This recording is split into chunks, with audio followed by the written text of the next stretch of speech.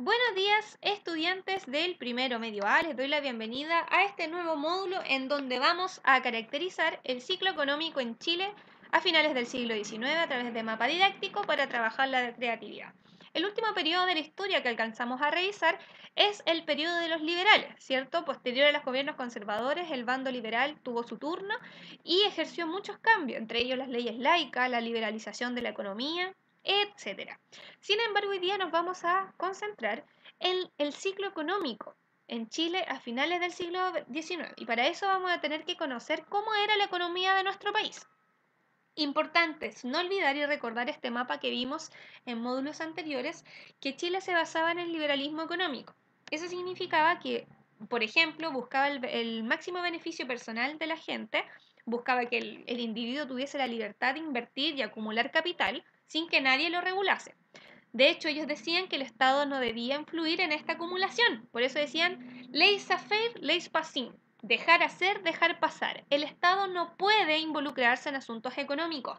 Tiene que dejar hacer y dejar pasar. El individuo es el encargado único y libre de acumular capital. Y eso tiene mucha relación con la lógica del libre mercado. Si el individuo puede acumular libremente, también puede exportar y hacer negocios con otras grandes potencias en libertad. Además, el liberalismo económico defiende la propiedad privada. Esto significa que ellos no apoyan que el Estado, por ejemplo, tenga recursos que fuesen para todos, sino que había que defender la propiedad privada de cada individuo y por lo tanto la acumulación de capital y la competencia que se genera entre los individuos y entre los distintos estados-nación. ¿Ya? Vamos a entender en un marco geográfico cómo llegan estas ideas liberales a nuestro país y cómo van a influenciar a nuestro país. El liberalismo, como todas las ideas, al igual que las ideas políticas del liberalismo, con las que están aquí, que venían de la Ilustración, todas vienen desde Europa, pero específicamente la economía de nuestro país se va a inspirar desde Inglaterra, donde estaba sucediendo la revolución industrial. Esta revolución industrial significó un desarrollo en la tecnología, ¿cierto? En la explotación de la tecnología también de los recursos naturales, en donde se vieron, ¿cierto?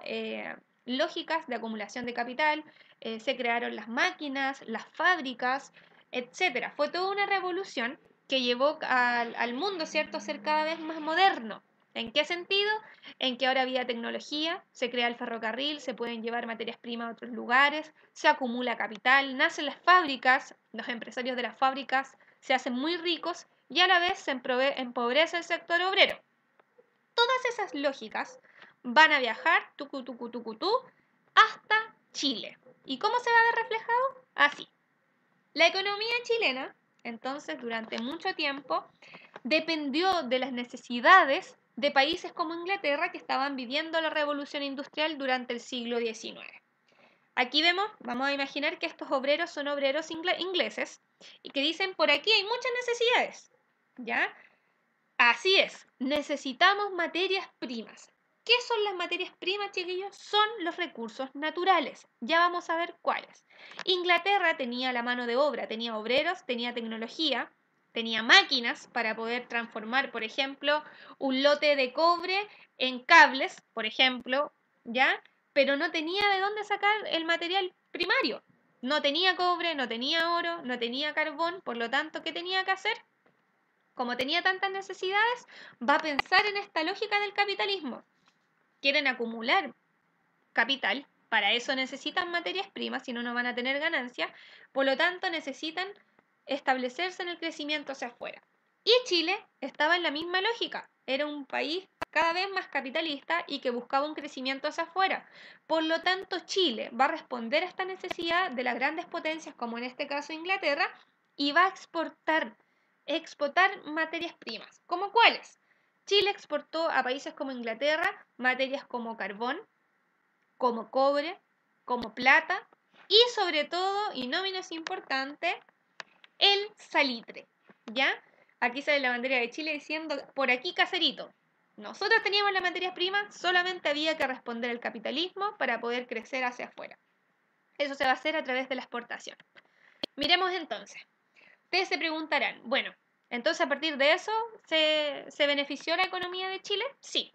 Una vez que exportaban, ¿cierto?, estas materias primas, Chile empezó a recaudar impuestos, porque para poder llevar, ¿cierto?, estas materias primas, los países tenían que pagar impuestos por estos materiales. Entonces, Chile empezó a recaudar muchos impuestos con estas materias primas y las utilizaba, por ejemplo, para pagar los gastos de guerra, para obras públicas. Con la platita de las materias primas, ¿cierto?, y su exportación, hacían puentes, caminos, carreteras, etcétera.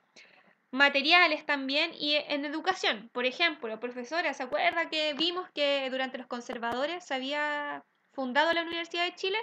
Bueno, justamente el Estado de Chile lo hizo con platita de esta exportación de materias primas.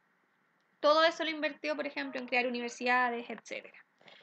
¿Qué fue lo primero? El principal fuente de ingreso de la economía chilena durante este siglo fue la minería, ¿ya?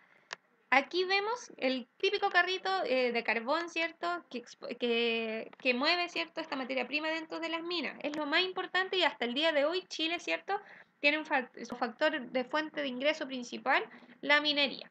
Pero, ¿solo ganaba el Estado de Chile? El Estado de Chile, chiquillos, no tenía instrumento, no tenía tecnología dentro de su país, por ejemplo, para poder hacer estos grandes hoyos, ¿cierto? Poder explotar la tierra, no tenía tecnología. Por lo tanto, mucha de esa tecnología las trajeron inversionistas privados. Compraban los derechos de las minas, ¿cierto? Y ellos llevaban su tecnología y podían explotarla. Eso significaba que el Estado de Chile iba a recaudar solo una parte de las ganancias de esas materias primas y la otra, ¿cierto?, las van a ganar ellos. Por lo tanto, durante este tiempo, si bien se enriqueció el Estado de Chile, se enriquecieron aún más los inversionistas privados, que eran sobre todo extranjeros, por ejemplo, alemanes o ingleses. ¿Ya? Por lo tanto, aquí la economía tenía una mixtura. No es que ganara solamente el Estado de Chile, sino que también ganaban los inversionistas privados. Muy en la lógica del liberalismo. Acuérdense que el liberalismo pedía cuidar la propiedad privada y por lo tanto les daba la libertad a estos inversionistas de generar estas ganancias. ¿Ya? Miren este mapa, chiquillos, muy importante. La economía del siglo XIX supo explotar los territorios nacionales en su gran envergadura, desde norte a sur. En el norte, por ejemplo, tenemos los yacimientos de plata en Caracoles, en Antofagasta. Tenemos las minas de cobre en Tamaya, en la región de, aquí en Ovalle, en la región de Atacama y Coquimbo, ¿cierto? En el Valle Central, durante un gran periodo, se exportó trigo. Y nada más y nada menos que Chile exportó trigo a California, en Estados Unidos y Australia. Obviamente aquí el puerto de Valparaíso fue fundamental. Imagínense lo que significó para los bolsillos del Estado de Chile poder exportar a países tan importantes como California, como Estados Unidos y como Australia, ¿cierto? Les fue súper bien al Estado de Chile. Y, por ejemplo, en el sur explotaron también las minas de carbón en Lota, aquí en las regiones de Ñuble y Biobío, ¿cierto? Lo llevaban obviamente, con estos ferrocarriles, los barcos de vapor, que muchas veces eran inversiones que hacían privados, ¿ya? Pero lo más importante y lo que quiero que nos quede muy claro porque nos va a servir para todo lo que viene es concentrarnos en la región de Tarapacá y Antofagasta con la explotación del salitre. La economía de Chile va a depender muchos años, incluso hasta el siglo XX, de las ganancias del salitre. ¿Ya? Vamos a ver. De hecho, chiquillos, durante este periodo, 1879 a 1884, se llevó a cabo lo que conocemos como la Guerra del Pacífico, mal llamada la Guerra del Pacífico porque la guerra se hizo principalmente en el territorio más que en el mar. Por lo tanto, la mejor manera de llamar a esta guerra no es como Guerra del Pacífico, sino como la Guerra del Salitre. ¿Qué va a pasar con esto? Este conflicto territorial que se va a dar entre Perú, Bolivia y Chile, si se dan cuenta, muchos de los territorios que hoy día son de Chile, estas regiones que están aquí, Arica, Iquique, Tarapacá, estas eran las regiones donde estaban los principales yacimientos del salitre. Pero si se dan cuenta, eran territorios peruanos y algunos aquí eran bolivianos. Por lo tanto, esta guerra explota, ¿cierto? Cuando Chile, viendo que ambos gobiernos no se hacían cargo, ¿cierto?, de estos territorios, decidió explotar estos territorios para su conveniencia y porque obviamente sabían que había salitre ahí. Vamos a ver, ustedes pueden inquirir en las lógicas de la Guerra del Pacífico. De hecho, les puedo dejar un video explicativo si quieren investigar más, ¿ya?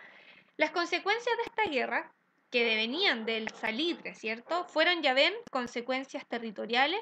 Chile ganó bastante territorio, hasta Arica aquí, ¿cierto? Chile ganó territorio en esta guerra, tanto a Perú como a Bolivia, y se pudo hacer de los territorios donde estaban los principales yacimientos del salitre.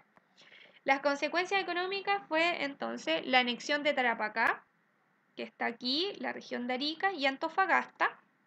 ¿Qué había allí? Como les decía, el salitre.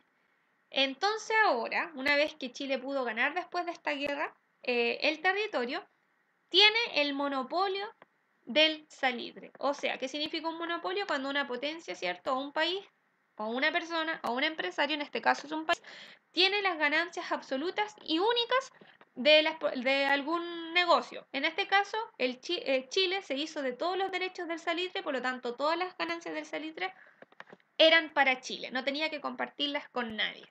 ¿Ya? ¿Qué va a pasar con el salitre? Aquí nos habla el señor Salitre y nos dice, conmigo se produciría una economía de tipo dependiente y monoproductora. ¿Qué significa? La economía de nuestro país, chiquillos, dependió durante años únicamente del salitre. Profesora, ¿pero qué pasa si se agota el salitre? ¿O qué pasa si deja de tener importancia el salitre? Evidentemente, como dependíamos únicamente de él, iba a provocar una crisis gigante en nuestro país, pero que pasaría muchos años después. Monoproductora, solo es producida, ¿cierto?, en un sector de nuestro país, en este caso, en el norte de nuestro país, ¿cierto? Vamos a ir aquí, por aquí, ¿cierto?, en estas dos regiones, y por lo tanto, solo se producen ahí y solo para Chile, obviamente, las ganancias. Olvidé mencionar, dice el salitre, que sirve como fertilizante y para la fabricación de explosivos. Un dato muy interesante porque Chile tenía el monopolio, porque por ejemplo, si algún país quería fabricar explosivos, necesitaba comerciar con Chile, dependía de Chile para poder hacerlo. Y como es un fertilizante, es sumamente importante. Aquí tenemos unos folletos muy importantes de la época que nos ayudan a entender por qué era tan importante el salitre. O sea, tenía muchos beneficios como fertilizante para que crecieran las semillas mucho más rápido, ¿cierto? Y de manera más fuerte. Ahí sale el dibujito. Y por lo tanto muchas potencias iban a depender de nosotros.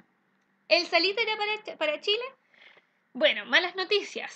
Si bien el salitre era de Chile, gran parte de los propietarios de la salitrera eran extranjeros. Miren, tenemos un 55% de ingleses, 10 de españoles, 14 de alemanes, otros en otro porcentaje y solamente el 15% de las ganancias era del Estado de Chile.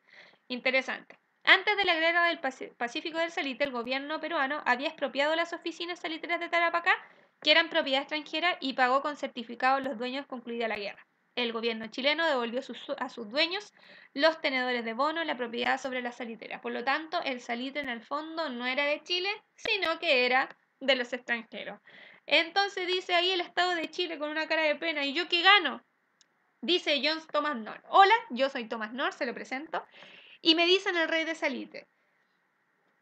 Tú, Chile, le dice, te vas a beneficiar solo de los impuestos de la exportación. Este rey del salitre va a ser uno de los empresarios que se va a enriquecer con las ganancias del salitre, y el Estado de Chile solo se va a beneficiar de los impuestos a la exportación. ¿Qué va a pasar con el salitre? No, el Estado de Chile, ¿cierto? A pesar de que ganaba poco, igual era harta plata y va a invertir en obras públicas, en educación, en hacienda y en industria. ¿Ya? Es muy, muy interesante. Y de hecho, como consecuencias sociales, tenemos que gran parte de la sociedad chilena va a migrar del campo a la ciudad hacia el norte. Miren la población, cómo creció la gente que se iba a vivir al norte, obviamente porque ya estaban las salitreras y ya estaban las oportunidades. Y además surge una oligarquía enriquecida por las ganancias del salitre. El pobre chilito, ¿cierto?, va a tener solamente un poco de protagonismo en esto y la sociedad chilena va a cambiar para siempre, y eso va a ser tema de una próxima sesión. No olviden, el salitre es de los chilenos. No. Cuidado ahí, chiquillos. Acuérdense siempre que habían personajes como el señor John Thomas North, que tenían el rey del salitre, que tenía gran porcentaje de las ganancias del salitre y que por lo tanto se va a enriquecer una parte de la población, pero a la vez se va a empobrecer otra parte de la población. Con esto finalizo y nos vemos en el próximo módulo.